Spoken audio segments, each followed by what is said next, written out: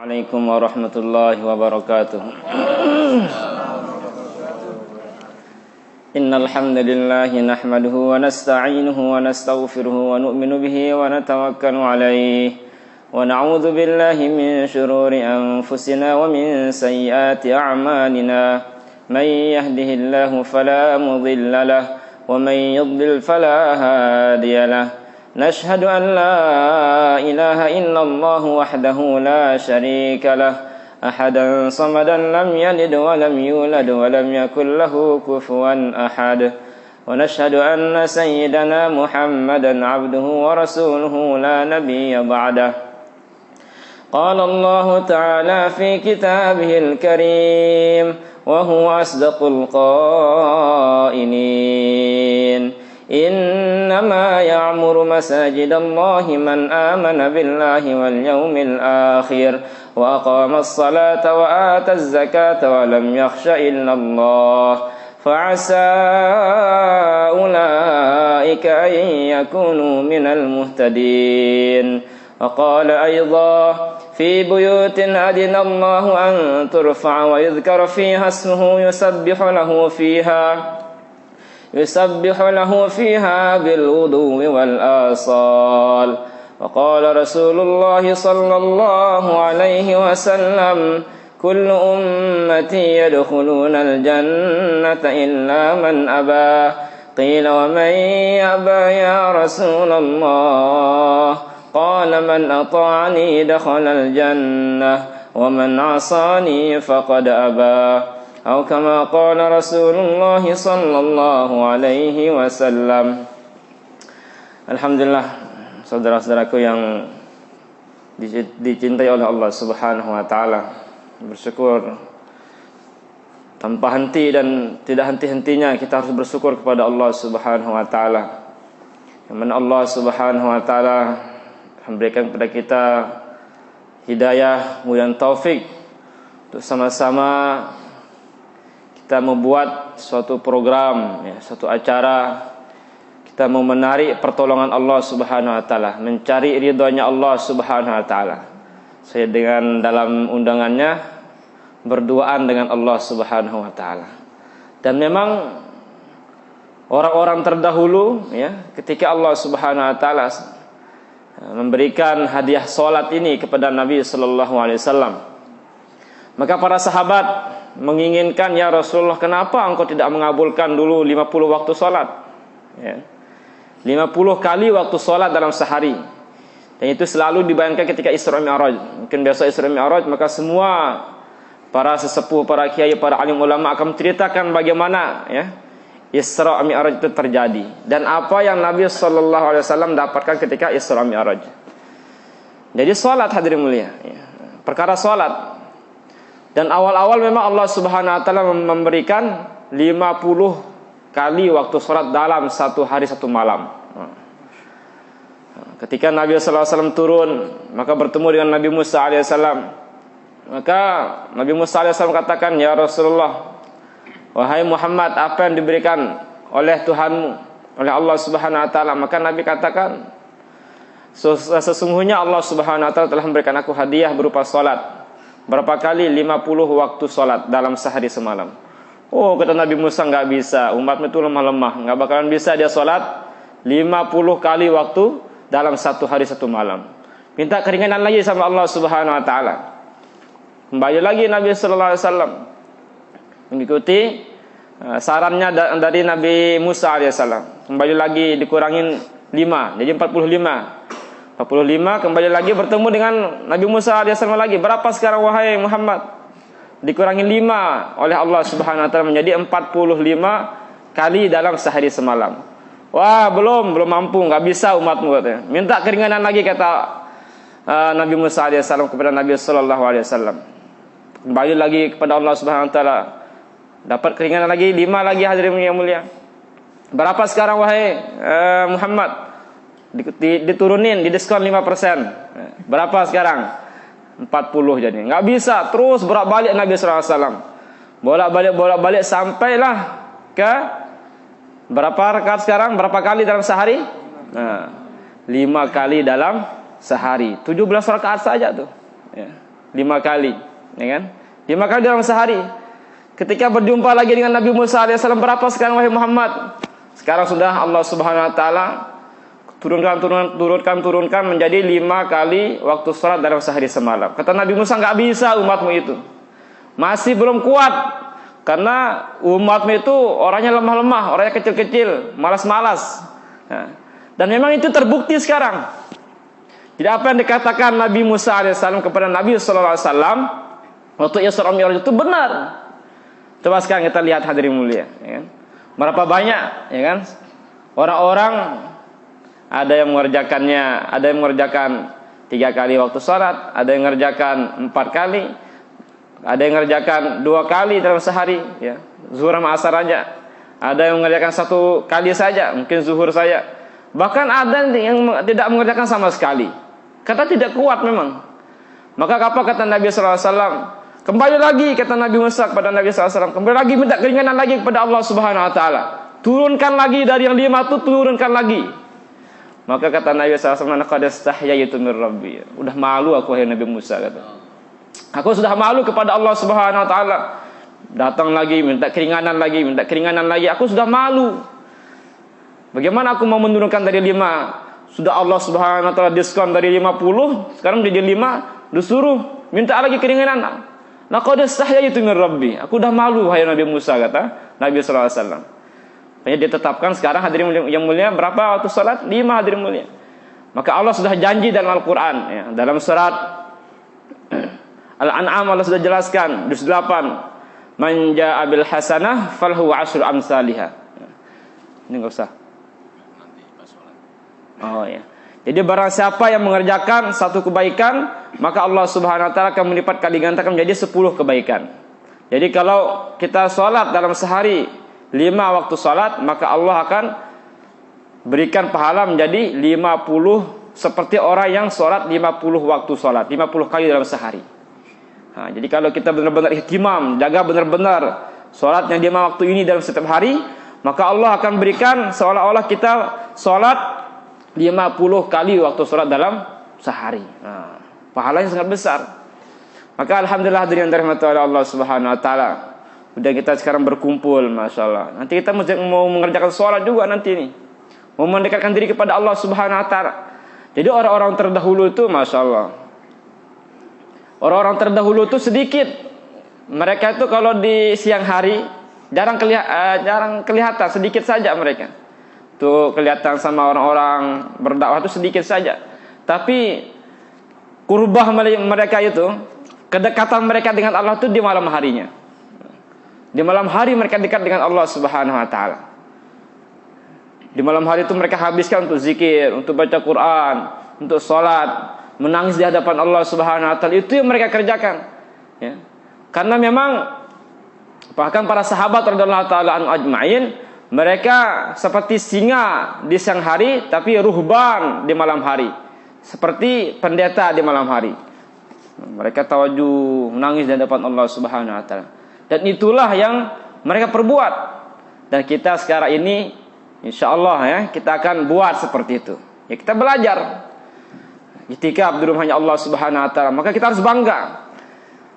Bagaimana perasaan kita kalau misalnya seorang presiden, jangan yang bawah-bawah, jangan gubernur, jangan yang bupati, apalagi Pak RT, jangan, sekalian Pak Presiden ngundang kita ke rumahnya, disuruh nginap di rumahnya, Masya Allah. Gimana kira-kira perasaan kita?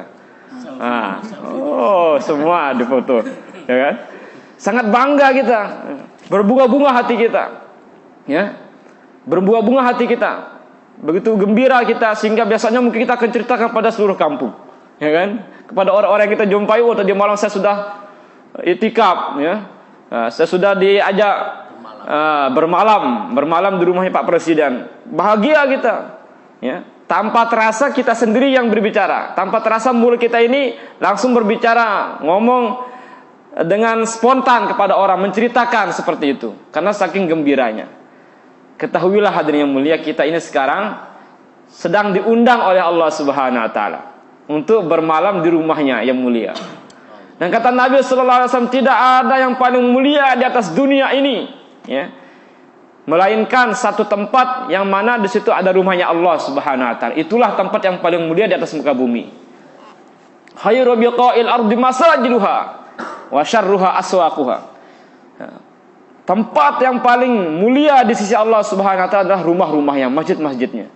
Dan sekarang kita ini sekarang itikaf bermalam di rumahnya, di tempat yang paling mulia di atas dunia. Ya, bukan di satu provinsi atau kabupaten, bukan. Di seluruh dunia. Ya, di rumahnya Allah Subhanahu wa taala. Ini harus kita jadikan ya, diri kita seperti ada gairah ya, ada gairah, ada semangat. Karena sekarang yang paling ramai itu bukan di rumahnya Allah sekarang, ya. Di rumahnya Allah, bukan. Sekarang itu yang ramai di pasar, ya kan? Ada supermarket, ya kan? Bioskop. Itu yang ramai hadir mulia. Kalau masjid cuma sekedar untuk menunaikan sholat sudah. Sesungguhnya kata Nabi sallallahu alaihi wasallam, "Innama bunyatil masjid lihada." Sesungguhnya dibangunnya masjid itu adalah untuk lihada. Untuk lihada maksudnya ayat di zikrillah, untuk mengingat Allah Subhanahu wa taala. Bahkan itu 24 jam harus ada amalan di masjid itu. 24 jam, bukan sekedar salat isya pulang, masjid kosong, enggak. Mana ada supermarket habis zuhur 1 jam buka tutup, bangkrut dia. 1 hari buka langsung bangkrut itu, otomatis. Tapi masjid ini hadirin mulia, masya Allah. Ini tempat yang paling mulia di atas muka bumi ini, ya. Di atas muka bumi kata Allah Subhanahu wa taala. Dan tempat yang paling dibenci oleh Allah Subhanahu wa taala adalah pasar. Tetapi sekarang justru tempat yang paling dibenci oleh Allah itu justru yang paling ramai. Nah. Dan tempat yang paling dicintai oleh Allah itu justru yang paling sepi. Nah. Itu yang paling sepi hadirin mulia. Maka sekarang Allah telah pilih kita. Jadi ini pilihan, bukan kita datang dengan saya ingin bermalam sini, bukan. Karena kita dipilih oleh Allah Subhanahu wa taala. Kalau kita tidak dipilih oleh Allah Subhanahu wa taala, mungkin masya Allah kita akan gunakan malam ini karena besok kan sudah libur ya, tanggal merah, gunakan untuk jalan-jalan ke Kuta atau kemana. Mungkin bisa terjadi hadirin mulia. Tapi Allah pilih kita. Ya. Sebagaimana kita mau buat satu hajatan, maka kita pilih-pilih dulu orang-orang yang kita mau undang. Tidak semua orang depan rumah kita undang. Pak, sini Pak, saya ada hajatan. Mari Pak, masuk Pak, makan Pak. Kalau semuanya kita undang, kita habis makanan, ya kan? Dan kita tuh lihat dulu siapa yang kita undang. Begitulah Allah Subhanahu wa taala. Walaupun di sekitar masjid ini banyak penduduknya, tapi kita dari jauh ini diundang oleh Allah Subhanahu wa taala. Ajib enggak? Ajib. Yang bukan rumahnya di sini pun diundang oleh Allah Subhanahu wa taala. Karena inilah haula wala quwata illa billah. Tidak ada upaya dan kekuatan kecuali kalau tanpa kekuatan dari Allah Subhanahu wa taala. Kita tidak bisa apa-apa kalau Allah tidak mengizinkan. Kita itikaf di sini hadirin mulia, masyaallah. Pahalanya 1 malam kata Nabi sallallahu alaihi wasallam. Barang siapa yang beritikaf di rumahnya Allah Subhanahu wa taala 1 malam saja, maka Allah Subhanahu wa taala akan jauhkan dia dari neraka sejauh 3 parit. Nah, maka para sahabat bertanya, berapa 1 parit itu, berapa jauh jaraknya ya Rasulullah? Kata Nabi sallallahu alaihi wasallam, 1 parit ini jaraknya antara langit dan bumi. Jadi kalau kita semalam saja itikaf di rumahnya Allah Subhanahu wa taala, ya, tidak keluar kecuali untuk menunaikan hajat saudara kita yang muslim, maka Allah Subhanahu wa taala akan jauhkan kita sejauh 3 parit. Berarti antara langit dan bumi sejauh 3 kali lipat seperti itu hadirin mulia. Allah akan jauhkan kita dari nerakanya Allah Subhanahu wa taala. Maka disinilah masya Allah, disinilah kita akan memborong pahala, ya, memborong pahala sudah itikaf di masjid, belum nanti kita sholat qiyamul lail. Dan inilah kebiasaan, ya, dalam kitab kita dijelaskan anna qiyamul lail as-salatut tahajud min da'bis salihin. Jadi kebiasaan, ya, sholat tahajud, sholat qiyamul lail itu kebiasaan orang-orang soleh terdahulu, seperti ini kebiasaannya. Di malam hari mereka sholat tahajud, qiyamul lail mereka buat, bermunajat di hadapan Allah Subhanahu wa taala, meminta di hadapan Allah Subhanahu wa taala. Segala sesuatu, ya, amalan, segala sesuatu problem, masalah, itu seharusnya semuanya kita harus adukan kepada Allah Subhanahu wa taala. Salah seorang sahabat telah datang di masjid, ya. Sahabat Abu Hurairah radhiyallahu taala anhu datang ke masjid, kemudian beliau katakan, beliau berdoa kepada Allah Subhanahu wa taala. Maka Nabi SAW melihat. Maka Nabi kata kepada sahabat-sahabat yang lain, apakah kalian tahu apa yang saudara kalian ini minta? Maka kata sahabat, Allah wa Rasuluhu alam. Hanya Allah dan Rasulnya saja yang tahu. Maka kata Nabi SAW kepada sahabat-sahabat yang lain, sesungguhnya sahabat kalian ini di waktu ini datang ke masjid ini, rumahnya Allah ini, sedang meminta garam di hadapan Allah Subhanahu Wa Taala. Minta garam saja langsung minta kepada Allah Subhanahu Wa Taala. Kita, masya Allah, dari dapur dulu lah. Ya kan? Jadi para sahabat itu segala keperluan mereka itu mereka pertama kali minta kepada Allah Subhanahu Wa Taala. Dan itulah yang kita akan perbuat nanti. Ya. Kita ini, masya Allah, semua tidak ada yang bersih. Ya. Tidak ada yang bersih, tidak ada yang benar-benar mulus. Semua kita ini ada salahnya. Ya. Semua berdosa, dan mulia pernah buat suatu kesalahan. Ya. Bahkan banyak kesalahan-kesalahan. Maka itulah yang kita akan minta ampun di hadapan Allah Subhanahu Wa Taala. Dengan cara kita beritikaf di rumahnya Allah Subhanahu Wa Taala. Ya. Makanya kalau sholat tahajud ini, makanya kata Allah Subhanahu Wa Taala dalam surah Al-Isra juz 15 itu, wa minal lail fatahajjad bihi nafilatan lak asa ay yab'atsaka rabbuka maqaman mahmuda. Ya. Jadi sebagian malam bangunlah kalian, ya. Bangunlah kalian di hadapan Allah Subhanahu Wa Taala, fatahajjad bihi, salat tahajudlah kalian nafilatan lak, supaya sebagai satu nafilah, sebagai suatu bekal bagi kalian. Fa'asa ayyab'atsaka rabbuka maqaman mahmuda. Karena dengan kita salat tahajud, maka Allah Subhanahu Wa Taala akan membangunkan suatu tempat yang sangat indah, hadirin mulia, yang terpuji di hadapan Allah Subhanahu Wa Taala. Kita akan dipuji oleh Allah Subhanahu Wa Taala. Maka jangan sampai, hadirin mulia, kita tertinggal salat tahajud, ya. Diusahakan, ya. Diusahakan. Karena sholat tahajudnya bagi Nabi adalah suatu wajib, perkara wajib, fardu wajib bagi Nabi SAW. Tapi bagi umatnya ini sunnah. Tapi bagi Nabi SAW wajib. Makanya Nabi SAW tidak pernah tertinggal sholat tahajud. Bahkan pernah tertinggal sekali dalam riwayat Aisyah radhiyallahu taala anha, maka Nabi SAW qadha di siang harinya. Ya, sholat tahajudnya diqadha di siang hari. Nah, itulah, ya, bagaimana sholat tahajudnya Nabi sallallahu alaihi wasallam. Dan bagaimana Nabi sallallahu alaihi wasallam, ya, sholat tahajud sampai tawarramat qadamahu, ya. Anna Nabi sallallahu alaihi wasallam qama dzata lailatin hatta tawarramat qadamahu, kata Aisyah radhiyallahu taala anha, sungguhnya Nabi sallallahu alaihi wasallam bangun di malam hari, kemudian sampai tawarramat qadamahu, ya, bengkak kakinya Nabi sallallahu alaihi wasallam, ya. Sampai bengkak, hadirin mulia.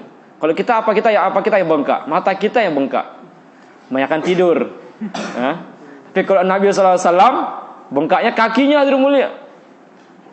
Sampai Sayyidina Aisyah radhiyallahu ta'ala mengatakan, ya Rasulullah, ya Rasulullah, wahai utusan Allah Subhanahu Wa Ta'ala, wahai kasih Allah Subhanahu Wa Ta'ala, lima fa'alta hadza, kenapa engkau buat seperti ini? Maka ghafarat dzunubaka, ya, ma taqaddama min dzambika ma ta'akhkhar. Sungguhnya kenapa engkau bersusah-susah payah seperti ini, ya Rasulullah? Padahal dosa-dosa engkau ini telah diampuni oleh Allah Subhanahu Wa Taala, ya. Baik di yang akan datang, yang telah lalu, yang sedang engkau kerjakan, dosa-dosa telah Allah ampuni. Karena Allah telah jelaskan dalam surah Al-Fath, inna fatahna laka fathan mubina liyaghfira laka Allahu ma taqaddama min dzambika wa ma ta'akhkhar. Ma taqaddama min dzambika wa ma ta'akhkhar. Jadi dosa-dosanya Nabi sallallahu alaihi wasallam ini telah diampuni oleh Allah Subhanahu Wa Taala. Baik yang telah lalu maupun yang akan datang, itu sudah Allah ampuni. Maka wajar Aisyah radhiyallahu taala anha mengatakan seperti itu. Kenapa engkau bersusah payah sampai kaki engkau bengkak-bengkak, ya Rasulullah? Cukuplah, enggak usah seperti itu, karena dosa-dosa engkau telah diampuni oleh Allah Subhanahu Wa Taala. Tapi apa jawaban Nabi sallallahu alaihi wasallam? Afala akunu abdan syakura? Tidak pantaskah aku menjadi hamba-hamba Allah yang bersyukur, kata Nabi SAW. Jawabannya seperti itu. Jadi ada seorang sahabat, hadirin mulia, ketika suatu malam dia tertidur, maka dia tertidur hadirin mulia, syaitan telah menguasai dia. Karena walinya Allah Subhanahu Wa Taala, sahabat Nabi SAW, dia tertidur, dikuasai oleh syaitan, sehingga saking ngantuknya dia, hadirin mulia, karena kebiasaan dia memang salat tahajud. Kebiasaan dia salat tahajud. Pada malam itu saking ngantuknya dia dikuasai oleh setan sehingga malam itu dia terlepas dari salat tahajudnya. Maka seharian hadirin mulia langsung menangis di hadapan Allah Subhanahu wa taala. Dari salat subuh itu dia menangis sampai malam, enggak henti-henti dia nangis. Karena tertinggal salat tahajud, bukan tertinggal 5 waktu salat. Tertinggal salat tahajud saja nangisnya 1 hari 1 malam hadirin mulia. Masyaallah. Inilah sahabatnya Nabi sallallahu alaihi wasallam. Maka di hari kedua, di malam kedua, dia tertidur. Di tengah malam ada yang bangunin. Salat tahajud. Maka dia kaget. Kok ada yang bangunin? Di rumahnya dia ada sendirian, kok dia ada yang bangunin. Bangun salat tahajud. Bangun. Man anta? Siapa kamu kan? Maka kata yang bangun tadi, ana syaitan. Saya ini adalah setan katanya. Kenapa setan bangunin saya? Kenapa kamu bangunin saya kalau kamu setan? Maka kata setan, hadirin mulia, karena kemarin malam aku sudah kuasai kamu sehingga supaya kamu tidak salat tahajud, Maka ketika kamu tidak salat tahajud semalam, 1 malam saja, 1 kali saja, kamu sudah menangis di hadapan Allah Subhanahu wa taala 24 jam. Kamu sudah menangis di hadapan Allah Subhanahu wa taala dari pagi sampai malam berikutnya. Dan itu semua Allah Subhanahu wa taala telah ampuni semua dosa-dosamu. Maka aku khawatir kalau aku sekarang ini tidak membangunkan kamu lagi, saya menjadi orang-orang rugi, kata setan. Sudah rugi saya dilaknat, dapat rugi lagi kamu. Diampuni semua dosa-dosamu, bahkan keluarga-keluargamu akan diampuni oleh Allah Subhanahu wa taala. Makanya saya bangunin kamu, kata setan hadirin mulia. Jadi setan hadirin mulia bangunin orang yang ini salat tahajud tadi, karena istiqomahannya dia, karena merasa menyesal, ya, merasa menyesal tidak salat tahajud. Maka kita seperti itu hadirin mulia, ya. Kalau kita tidak salat tahajud, saya ini apa kesalahan saya? Kita koreksi diri kita. Apa kesalahan saya? Dosa saya apa? Mungkin saya makan apa? Seperti itu, ya. Sehingga segala bentuk ibadah-ibadah kita ini terus dibimbing oleh Allah Subhanahu wa taala. Karena ada sebagian orang ini dapat hidayah, tidak dapat taufik. Ya, tidak dapat taufik dari Allah Subhanahu wa taala. Ada sebagian orang enggak dapat hidayah, enggak dapat taufik. Ada sebagian orang dapat hidayah, enggak dapat taufik. Ada sebagian orang yang ketiga dapat hidayah dan dapat taufik juga. Hidayah ini apa? Hidayah ini dia kenal dengan Allah Subhanahu wa taala. Tapi taufik ini bisa mengerjakan perintah Allah. Itu namanya taufik hadirin mulia. Kalau hidayah mungkin banyak orang dapat hidayah. Orang Islam ini banyak hadirin mulia. Tapi Allah tidak berikan kekuatan, tidak berikan taufik untuk mengerjakan perintahnya Allah Subhanahu wa taala. Dia tahu salat hadirin mulia, dapat hidayah dalam masuk Islam, dia tahu hadirin mulia. Tapi tidak ada taufik dari Allah Subhanahu wa taala, maka dia tidak bisa mengerjakan salat tersebut, ya. Maka sekarang masyaallah nanti kita bangun malam, ya, untuk salat qiyamul lail sama-sama, dan nanti sedikit ada adab-adab, ya. Pada bagaimana itikaf, tata cara, dan mungkin adab tidur masuknya di sini. Supaya oh ya. Dan nanti kita mungkin kita mengusahakan musyawarah di sini, ya. Musyawarah apa-apa saja yang kita ingin kerjakan nanti. Musyawarah apa saja. Ya. Ada usul coba? Usulan? Silakan. Musyawarah apa saja nanti malam? Salat tasbih, salat tobat, tasbih, tobat, salat tobat, itil, salat tobat.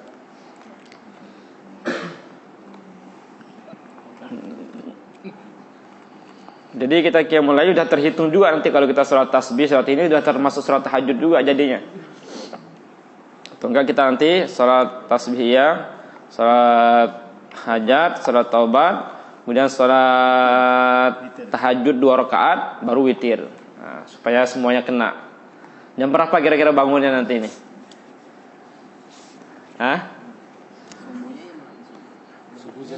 Jam 5 lewat 10-an. Jam 3 bangun, setengah 4 start. Sul. Jam 3 bangun. Sebentar nanti ada pada tidur biar bisa bangun. Kalau ada tidur, ya. jalankan bisa bangun. Disepakati dulu jam berapa? Jam berapa bangunnya? 3. Bangun jam 3. Ya. Yang lain ada usul? Jam 5. Nah. Jam 5. Jam 5. Itu udah asal khairum minan naum kata muazzinnya tuh. Ya bolehlah asal kita bangun jam 3 ya. Yang kita bangun, persiapan, nanti jam 3:30 itu kita mulai.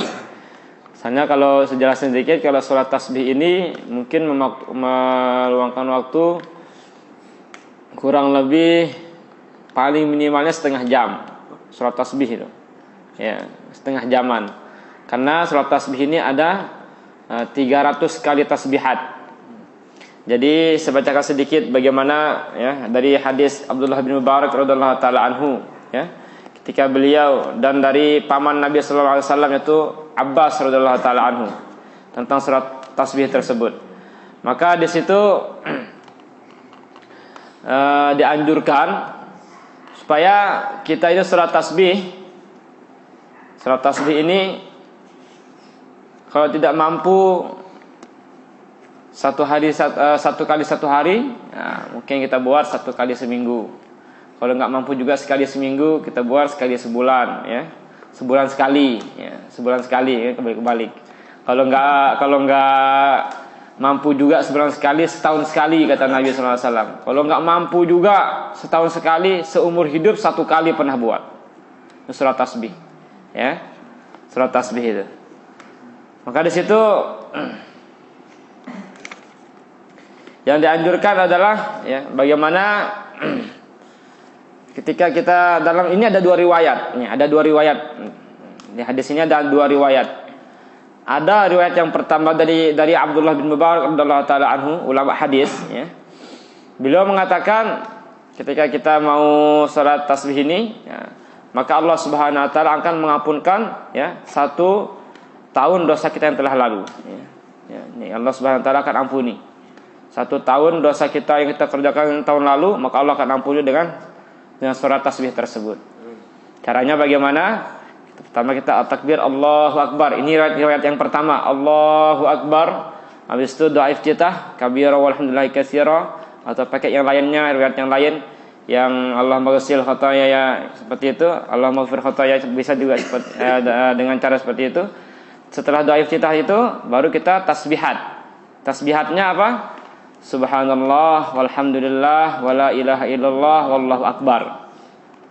Ingat ya, itu 15 kali dulu. Jangan 300. 15 kali. Jadi kita buat 4 rakaat. Salat tasbih ini ada 4 rakaat.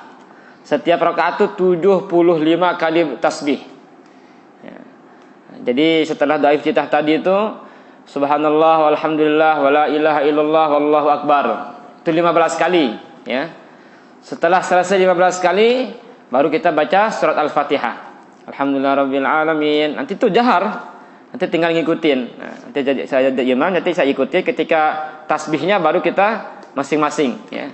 Masing-masing. Itu 15 kali yang pertama. Setelah doa iftitah 15 kali tasbihat subhanallah walhamdulillah wala ilaha illallah wallahu akbar, baru baca nanti imamnya kalau berjamaah nanti imamnya baca surah Al-Fatihah, kemudian ayat juga dia baca, surat juga dia baca. Setelah selesai surat baca lagi tasbihat. Sebelum rukuk itu baca tasbihat 10 kali, ya.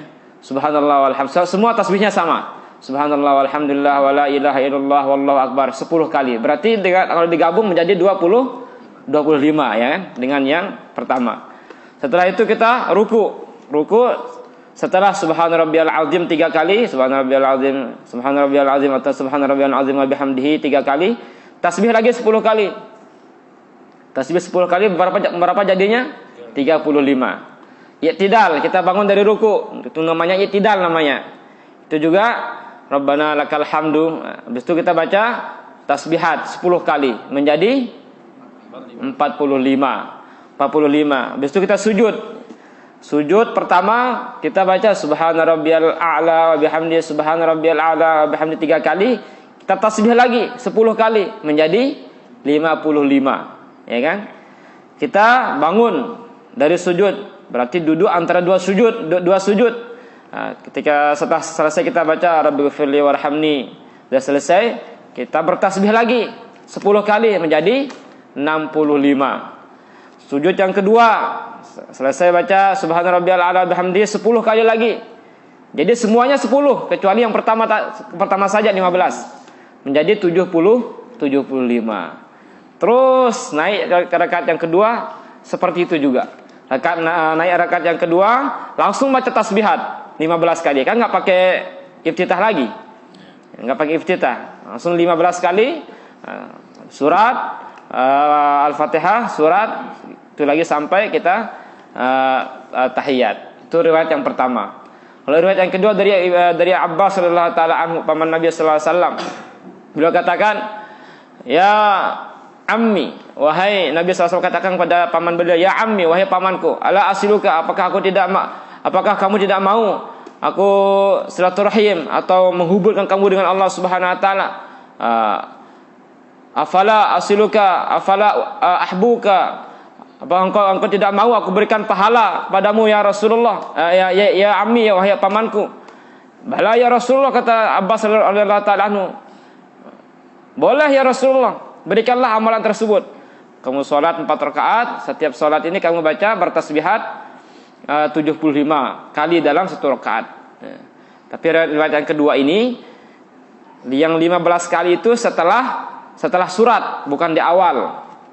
Jadi Allahu Akbar kabira walhamdulillahi katsira. Habis itu ini riwayat yang kedua, setelah doa iftitah baca Al-Fatihah, baca surat, baru tasbihat 15 kali.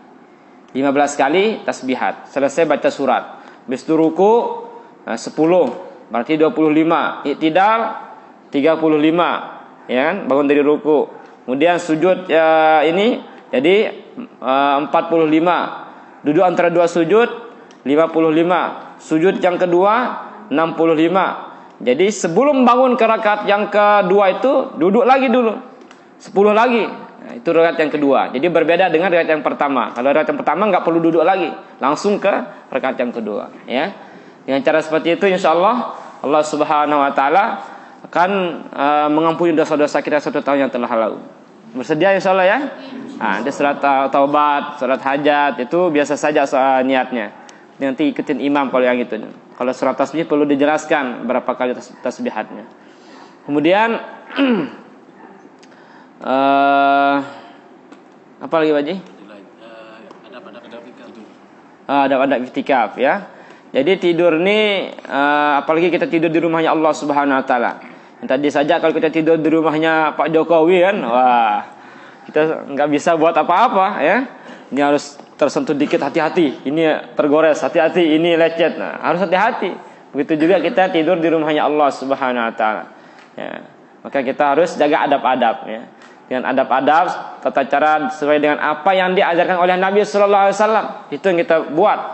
Dengan cara seperti itu Allah Subhanahu Wa Taala akan memberikan pada kita kemudahan untuk bisa sholat malam, bangun malam nantinya. Ya. Nah, dan dengan cara sunnah Nabi Sallallahu Alaihi Wasallam ini bahkan bukan di rumah Allah saja, bukan di masjid saja kita kerjakan. Bahkan di rumah kita sendiri pun kita buat adab-adab seperti itu. Nah, jadi adab-adab tidur ini bukan di masjid saja, bahkan di rumah-rumah kita pun kita buat. Insyaallah ya. Nah, sedikit saya bacakan ya. Bagaimana adab-adab tidur sesuai dengan yang diajarkan oleh Nabi Sallallahu Alaihi Wasallam.